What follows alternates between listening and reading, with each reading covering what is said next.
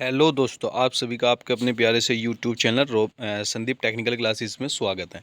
Sandeep technical classes में जैसे कि आप सभी को पता है, यहाँ पे सभी कंपटीशन की क्लासेस मिलती हैं और अब हमारी नई नई क्लासेस भी ओपन हो गई हैं। इस पर हम सभी सब्जेक्ट को पढ़ाने की कोशिश कर रहे हैं और जो भी कंटेंट अभी तक हमारे चैनल पर डला है वो भी बहुत ही यूज़फुल है हर किसी एग्ज़ाम के लिए, जिसमें जीएस और हमारा संविधान, जीएस तो संविधान में आ जाती है, और हमारी संदीप सर के द्वारा एक रीजनिंग की क्लास भी ली जा रही है जो बहुत ही अच्छी साबित हो रही है।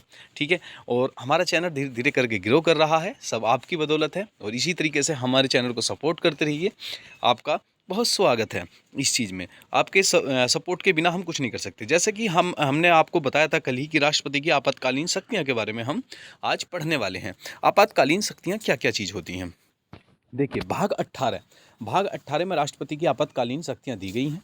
ठीक है, भाग किसमें 18 में आपातकालीन शक्तियाँ दी गई हैं। कारण क्या हो सकता है? युद्ध जैसा वातावरण, आंतरिक अशांति, 44वां संविधान संशोधन 1978 हटा दिया दिया दिया इसी की जगह सशस्त्र विद्रोह रखा गया। यानी कि 44वां संविधान संशोधन 1978 हटा दिया जाता है और इसी की जगह सशस्त्र विद्रोह रखा है। सिफारिश मंत्रिपरिषद की लिखित सिफारिश पर यह लगता है। आपातकालीन स्थिति होती है, एक माह में संसद को के 2/3 बहुमत से पारित होना आवश्यक होता है। यानी कि अगर जो कोई भी हमारा आपातकालीन लगता है तो संसद से 1 महीने के अंदर 1/3 2/3 हिस्से में प्रस्ताव पास होना जरूरी है, जब ये हो सकता है। एक बार में 6 माह के लिए लगाया जा सकता है, यानी कि एक बार में 6 माह के लिए लगाया जा सकता है। उसके बाद 6 माह के बाद फिर दोबारा से पास कराना पड़ेगा। ठीक है, आप अब तक 3 बार राष्ट्रीय आपातकाल लग गया है, यानी कि लगाया गया है। 3 बार आपातकाल कब कब लगाया गया? देखो, एक तो भारत और चीन के युद्ध के समय जो 1962 में हुआ था, जब प्रधानमंत्री कौन थे? पंडित जवाहरलाल नेहरू जी थे। फिर उसके बाद 1971 में भारत पाकिस्तान युद्ध में हुआ था, वीवी गिरी जी द्वारा लगाया गया था, जिसमें हमें राष्ट्रपति थे वीवी गिरी हमारे। ठीक है, 3 जुलाई 1972 में आंतरिक आपातकालीन इंदिरा गांधी ने लगाया था, जो 1977 तक चला। ठीक है, किसमें लगा? 1972 में लगाया गया और 1977 तक चला। फ़खरुद्दीन अली अहमद राष्ट्रपति थे उस समय। कौन थे? फ़खरुद्दीन अली अहमद राष्ट्रपति थे। ठीक है, तो उम्मीद करते हैं आप सभी को ये चीज़ें समझ में आई होंगी। 3 आपातकाल अभी तक हमारे लग चुके हैं, राष्ट्रीय आपातकाल और वित्तीय आपातकाल एक भी बार नहीं लगा है। राष्ट्रीय आपातकाल 3 बार लग चुके हैं, 1972 1972, 1971 और 1962। 1962 में भारत और चाइना के युद्ध में, भारत चीन के युद्ध में, जिस समय पंडित जवाहरलाल नेहरू हमारे प्रधानमंत्री थे, और दिसंबर 1971 में जिस समय वीवी गिरी राष्ट्रपति थे, भारत पाक दूसरा युद्ध हुआ था इसमें। ठीक है, 3 जुलाई 1972 में आंतरिक आपातकाल इंदिरा गांधी ने लगाया, जो मार्च 1977 तक चला। फ़खरुद्दीन अली अहमद के उस समय राष्ट्रपति थे। ठीक है, आगे की तरफ बढ़ते हैं। आपातकालीन शक्तियाँ भाग 18 में दी गई। देखो, इनके बारे में थोड़ा सा वर्णन किया गया है और इसके बारे में हम जानेंगे भी कि किस किस तरीके से हुआ था। जैसे कि पहला दे रखा है कि आपातकालीन शक्तियाँ कौन से आर्टिकल में दी गई हैं, भाग में दी गई हैं। तो भाग 18 में दी गई हैं, 352 से लेकर 360 तक, यानी 352 से लेकर 360 तक आपातकालीन का प्रावधान किया गया है। इमरजेंसी पावर भी बोलते हैं इसे, जिसको आपातकालीन शक्तियाँ होती हैं। इनको 3 भागों में डिवाइड किया जाता है। पहला राष्ट्रपति आपातकाल, जो 352 में दिया गया है। दूसरा राष्ट्रपति शासन, जो 356 में दिया गया है। और तीसरा वित्तीय आपातकाल 360। ठीक, इसमें ये दिया गया है। उसके पश्चात अगर आपातकाल की हम बात करें कि कहाँ से लिया, राष्ट्रीय आपातकाल जर्मनी से लिया गया है। कहाँ से लिया गया है? जर्मनी से लिया गया है। क्या? राष्ट्रीय आपातकाल। उसके बाद युद्ध, बाह्य आक्रमण एवं सशस्त्र विद्रोह के द्वारा, जो बाह्य आक्रमण होगा एवं सशस्त्र विद्रोह होगा उसके द्वारा ये लिया गया है। 44वां कॉन्स्टिट्यूशन अमेंडमेंट के द्वारा लिया गया है, 1978 में लिया गया है। किसमें लिया गया है? सबसे पहले सशस्त्र विद्रोह 44वें कॉन्स्टिट्यूशन अमेंडमेंट 1978 के द्वारा। पहला आंतरिक अशांति था, ये 3 बार हुआ है। आंतरिक अशांति 1962 में भारत चीन युद्ध में, और 1971 से लेकर 75 में भारत पाक युद्ध में। ठीक है, 1975 से लेकर 78 तक आंतरिक अशांति के लिए। ठीक है, कहाँ? और राष्ट्रपति शासन कब लगता है? 1956 में लगा, जो कहाँ से लिया गया? ये भी जर्मनी से लिया गया। किसी राज्य का संवैधानिक तंत्र विफल होने पर, यानी कि जो संवैधानिक तंत्र है अगर वो विफल हो जाए तो उसके लिए लगाया जाता है। आर्टिकल 365 में, क्या आर्टिकल 365 में जब राज्य गवर्नमेंट को केंद्र राज्य के अनुसार कार्य न करे, जब जो जो हमारी राज्य गवर्नमेंट है वो केंद्र राज्य के अनुसार कार्य न करे, तो उसमें ये लगाया जाता है।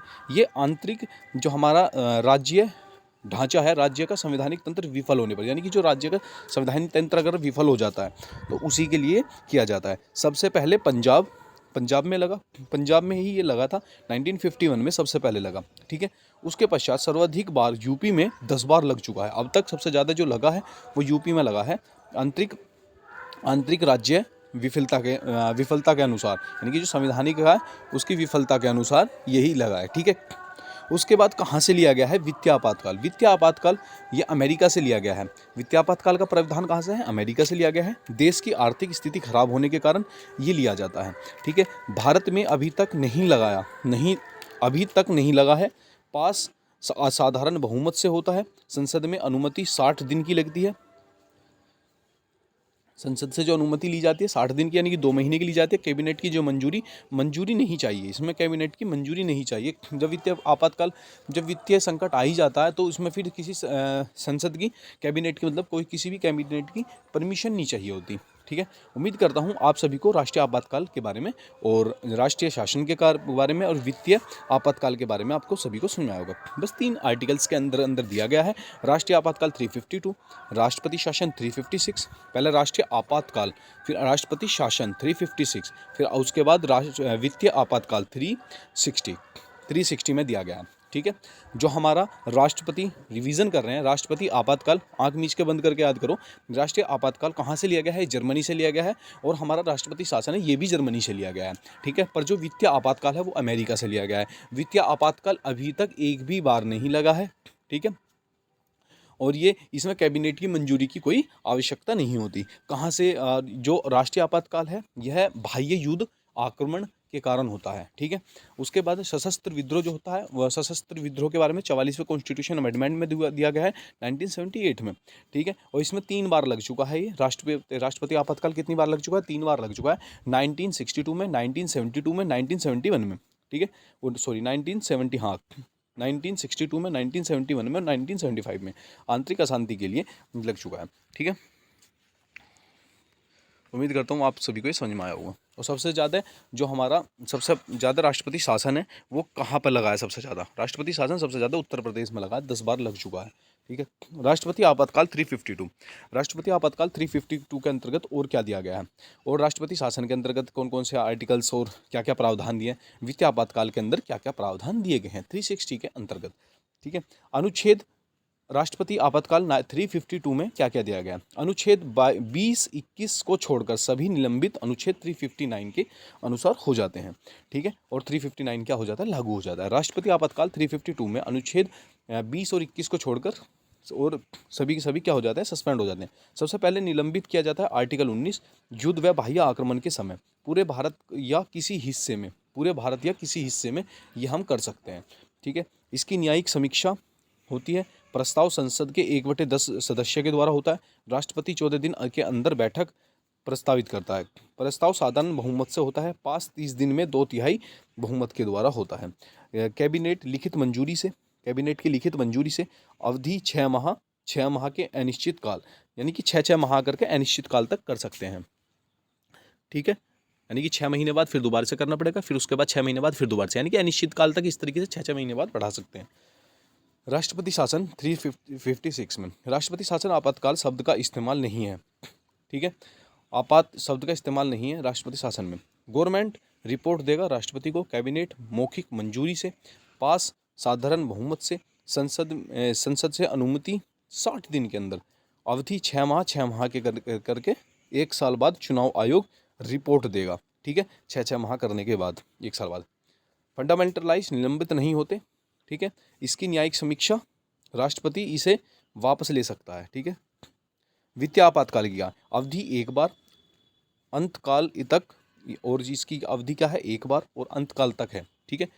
इसकी न्यायिक समीक्षा नहीं है। आपातकाल के समय वेतन कटौती राज्य एंड केंद्र सरकार द्वारा, राष्ट्रपति का भी इसमें सहयोग होता है। कैबिनेट कटौती किस तरह? राज्य एवं केंद्र की, राष्ट्रपति का भी, और वेतन कटौती होती है आप वित्तीय आपातकाल में, ठीक है।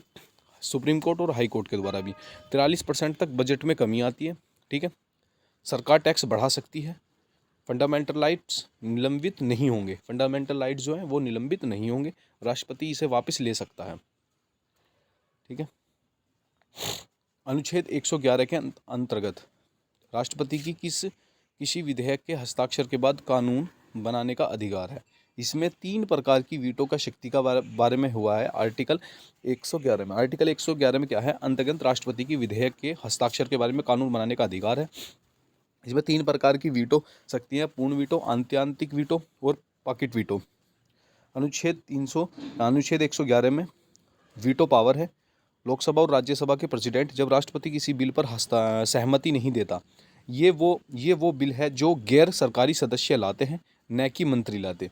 यूज़ 1954 के द्वारा राजेंद्र प्रसाद ने किया, PEPSU के द्वारा, यानी कि Punjab east Patiala Sindh union bill पर, ठीक है। एक बार यूज़ कर चुके हैं इसका 1952 में राजेंद्र प्रसाद जी। निलंबनकारी वीटो किसी बिल पुनर्विचार संसद में भेज सकता है, यानी कि जो निलंबनकारी वीटो है वो किसी भी बिल को पुनर्विचार संसद में भेज सकते हैं। प्रयोग 2006 में अब्दुल कलाम आज़ाद ने किया था लाभ के पद बिल पर, ठीक है। पॉकेट वीटो क्या है, पॉकेट वीटो जेबी भी बोलते हैं इसको। जब राष्ट्रपति किसी बिल पर न हाँ करे और न ही ना करे, तो प्रयोग 2006 में ज्ञानी जेल सिंह ने डाक संबंधित बिल को किया था, तो वो अपने आप ही इसमें हो जाता है, मतलब लागू हो जाता है। फिर राष्ट्रपति की विधायी शक्तियाँ क्या होती हैं। राष्ट्रपति की विधायी शक्तियाँ अनुच्छेद 79 में, राष्ट्रपति संसद का अभिन्न अंग है। अनुच्छेद 85 में संसद में सत्र बुलाने का और लोकसभा में विघटन का अधिकार दिया गया है। नए चुनाव के बाद संसद के पहले सत्र को संबोधित करता है। अनुच्छेद 87 में क्या दिया गया है, संसद का विशेष अभिभाषण तैयार मंत्रिपरिषद के द्वारा होता है। सदस्यों का जो मनोनीय है वो अनुच्छेद 331 में लोकसभा के द्वारा 2 एंग्लो इंडियंस का प्रस्ताव रखता है। समाप्त 104वें कॉन्स्टिट्यूशन अमेंडमेंट के द्वारा 2009 में आया। 104वां कॉन्स्टिट्यूशन अमेंडमेंट कब आया, 2019 में आया, ठीक है। और इसमें क्या है, अनुच्छेद 80 के 3 में क्या दिया गया है, राज्यसभा में 12 सदस्य होंगे, कला साहित्य विज्ञान और समाज सेवा के क्षेत्र से लिए जाएंगे, ठीक है। चुनाव आयोग सिफारिश करता है, चुनाव आयोग की सिफारिश होगी, राष्ट्रपति संसद के सदस्य की अयोग्यता पर निर्णय या फिर इसकी निर्णय अंतिम नहीं होगा, ठीक है। उसके बाद कुछ विधेयक राष्ट्रपति की अनुमति से संसद में, कुछ विधेयक जो है राष्ट्रपति की कुछ विधेयक राष्ट्रपति की अनुमति से संसद में पेश होते हैं। पहला धन विधेयक, दूसरा नए राज्य का निर्माण, तीसरा राज्यों की सीमाओं में परिवर्तन, चौथा संचित निधि से जो खर्च होगा उसके द्वारा। अनुच्छेद 108 में क्या, संयुक्त अधिवेशन बुला सकता है राष्ट्रपति साधारण विधेयक और वित्त विधेयक के लिए, ठीक है। भारत के प्रमुख राष्ट्रपति के बारे में दे रखा है। भारत के प्रमुख जो राष्ट्रपति हैं उनके बारे में क्या क्या दे रखा है, देखो क्रम से देखते हैं इनके जीवन काल के बारे में, कार्यकाल और विशिष्ट तथ्य क्या क्या है, ठीक है। इसमें हम इम्पोर्टेंट देखेंगे, जैसे डॉक्टर राजेंद्र प्रसाद है 1884 से लेकर 1963 तक ये रहे थे। उसके पश्चात क्या है, इनका मतलब ये जन्म काल है 1884 में इनका जन्म हुआ, 1963 में इनकी मृत्यु हुई। 26 जनवरी 1950 से लेकर 13 मई 1962 तक ये राष्ट्रपति पद पर रहे। अंतरिम प्रेसिडेंट सबसे लंबे समय तक रहने वाले डॉक्टर राजेंद्र प्रसाद ही थे। विशिष्ट तथ्य क्या है, संविधान सभा के स्थायी अध्यक्ष निर्विरोध चुने गए, ठीक है। और उसके बाद डॉक्टर सर्वपल्ली राधाकृष्णन 1888 से लेकर 1975 तक, और मई 1962 से लेकर मई 1967 तक दार्शनिक राजा रहे। प्रथम उपराष्ट्रपति भी यही रहे, ठीक है। डॉक्टर जाकिर हुसैन सबसे कम समय तक रहे डॉक्टर जाकिर हुसैन, और प्रथम मुस्लिम राष्ट्रपति कार्यकाल में मृत्यु हो गई। और उसके बाद हम मोहम्मद हिदायतुल्लाह के बारे में देखते हैं। ये मुख्य न्यायाधीश भी रहे हैं, एकमात्र CJI कार्यवाहक भी रहे हैं, ठीक है। ये 1969 से लेकर और 24 अगस्त 1969 तक रहे हैं, ठीक है। और उसके बाद फ़खरुद्दीन, हाँ, जिनकी मृत्यु कार्यकाल में जो मृत्यु हुई वो डॉक्टर फ़खरुद्दीन अली अहमद थे, जो 1974 से लेकर 1977 तक रहे, दूसरे मुस्लिम राष्ट्रपति रहे, इनके कार्यकाल में ही मृत्यु हो गई। JB जो जत्ती थे, इन्होंने कार्यवाहक राष्ट्रपति के रूप में पद संभाला 1977 से लेकर 1977 तक, ठीक है। फिर उसके बाद उपराष्ट्रपति पद से इन्होंने भी कर दिया। फिर उसके बाद 1977 में निर्विरोध निर्वाचित हुए, एकमात्र हार गए थे ये मतलब, और नीलम संजीव रेड्डी, फिर उसके बाद भी ये चुने गए। फिर ज्ञानी जेल सिंह जो प्रथम सिख राष्ट्रपति ज्ञानी जेल सिंह रहे 1982 में, और 1987 में, ठीक है। आर वेंकटरमन 1910 में, आर वेंकटरमन कौन थे, 1910 में 1987 से लेकर 1992 तक रहे, ये उपराष्ट्रपति पद पर रहे। शंकर दयाल जो थे 1992 से लेकर 1997 तक रहे, ये उपराष्ट्रपति पद पर रहे। 4 प्रधानमंत्री के साथ इन्होंने कार्य किया। कितने प्रधानमंत्री के साथ, 4 प्रधानमंत्री के साथ इन्होंने कार्य किया। उसके बाद के आर नारायण जो थे 2002 से 1997 से लेकर 2002 से पहले दलित राष्ट्रपति बने। जो पहले दलित राष्ट्रपति थे के आर नारायण जी थे। कौन थे, के आर नारायण जी थे। प्रथम महिला राष्ट्रपति प्रतिभा पाटिल बनी। जो हाँ, डॉक्टर एपीजे अब्दुल कलाम जो पहले वैज्ञानिक राष्ट्रपति मिसाइल मैन के नाम से भी जाना जाता है, 2002 से लेकर 2007 तक रहे। पहले प्रथम महिला राष्ट्रपति बनी प्रतिभा देवी सिंह पाटिल, 1934 इनका जन्म हुआ और 2007 से लेकर 2012 तक रही प्रथम महिला राष्ट्रपति। प्रणब मुखर्जी केंद्र मंत्री रहे, पहले बंगाली राष्ट्रपति रहे। कौन रहे, पहले बंगाली राष्ट्रपति रहे प्रणब मुखर्जी। 1935 से लेकर 2020 में इनका मृत्यु हो गई, ठीक है। ये केंद्र मंत्री थे। उसके पश्चात 2012 से 2017 तक रहे, पहले बंगाली राष्ट्रपति रहे। रामनाथ कोविंद 1945 में इनका जन्म हुआ और 2017 से लेकर 2022 तक इन्होंने दूसरे दलित राष्ट्रपति, यूपी के प्रथम कानपुर देहात के रहे, दूसरे दलित राष्ट्रपति रामनाथ कोविंद रहे। द्रौपदी मुर्मू पहली आदिवासी जनजातीय समुदाय के प्रथम प्रोस्थान उड़ीसा से हैं, दूसरी महिला राष्ट्रपति रही। डॉक्टर सर्वपल्ली राधाकृष्णन, देखो जो भारत रत्न प्राप्त करता राष्ट्रपति हैं वो टोटल 6 हैं, उनकी संख्या 6 है। कौन कौन है, डॉक्टर सर्वपल्ली राधाकृष्णन 1954 में मिला, डॉक्टर राजेंद्र प्रसाद 1962 में मिला, डॉक्टर जाकिर हुसैन 1963 में मिला, वी गिरी 1975 में मिला, डॉक्टर एपीजे अब्दुल कलाम 2015 में मिला, प्रणब मुखर्जी 2019 में मिला, ठीक है। भारत रत्न देश का सबसे बड़ा सम्मान है, पद्म भूषण, फिर उसके बाद पहला है भारत रत्न, फिर दूसरा है पद्म विभूषण, फिर पद्म भूषण, फिर पद्मश्री। आर्टिकल 361 में क्या दिया गया है, राष्ट्रपति और गवर्नर कार्यकाल के दौरान गिरफ्तार नहीं कर सकते। किसको, राष्ट्रपति और गवर्नर को कार्यकाल के दौरान गिरफ्तार नहीं कर, इसके लिए 2 महीने का नोटिस देना होगा, 2 महीने का नोटिस देना होगा। और 14 दिन पहले तो वैसे भी इनके ऊपर जब महाभियोग चलाया जाता है तो 14 दिन पहले वैसे ही बताया जाता है, ठीक है। उम्मीद करता हूँ आप सभी को राष्ट्रपति के बारे में बहुत ही अहम जो भूमिकाएं हैं वो मैंने आप सभी को बता चुका हूँ। और अगर जो कुछ चीज़ें छूट गई है तो उसके लिए माफ़ी चाहता हूँ, और मुझे बता दीजिए कौन सी चीज़ें छूट गई हैं, मैं उसके बारे में भी आप सभी को बता दूंगा। थोड़ी वीडियो फास्ट रही पर आज हमने अपना टॉपिक कंप्लीट करा। इस वीडियो को 1-2 बार और देख लेना, बहुत ही इंपॉर्टेंट है। और ये लास्ट की 3 दिन से जो मैं वीडियो लेकर आ रहा हूँ 20-20 मिनट की, 23 मिनट की शायद, टोटल मिला के 1 घंटे की जो वीडियो है उसमें राष्ट्रपति का पूरा टॉपिक, मुझे नहीं लगता कि इससे बाहर कहीं क्वेश्चन आएंगे, ठीक है। तो राष्ट्रपति का टॉपिक आज हम यहीं समाप्त करते हैं। इसी के साथ आप सभी को मेरा राम राम।